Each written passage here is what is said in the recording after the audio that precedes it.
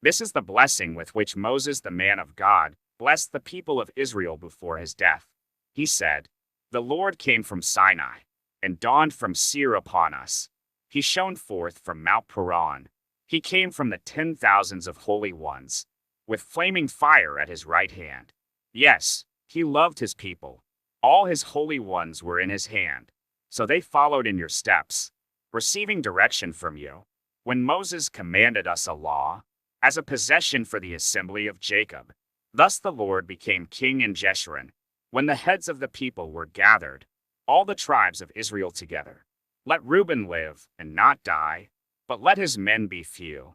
And this he said of Judah, Hear, O Lord, the voice of Judah, and bring him into his people.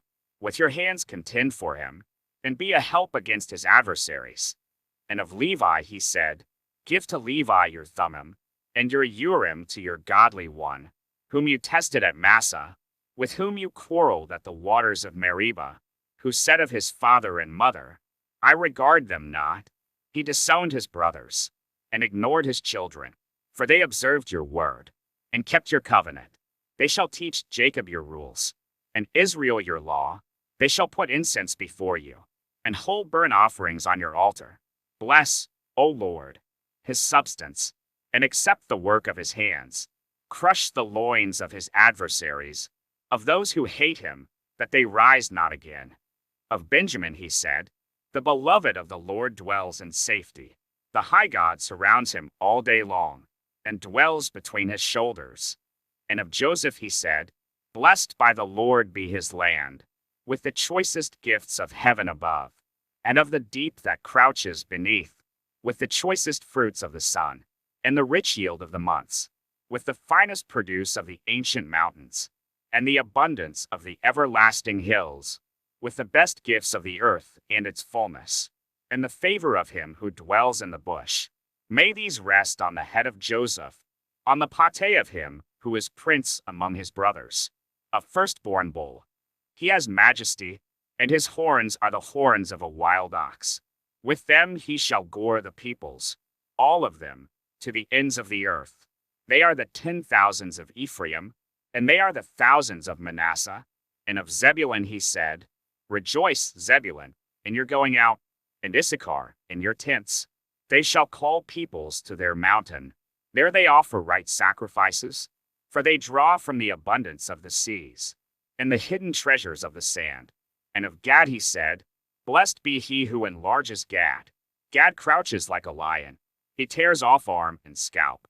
He chose the best of the land for himself, for there a commander's portion was reserved. And he came with the heads of the people.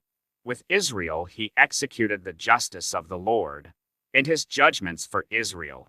And of Dan he said, Dan is a lion's cub, that leaps from Bashan.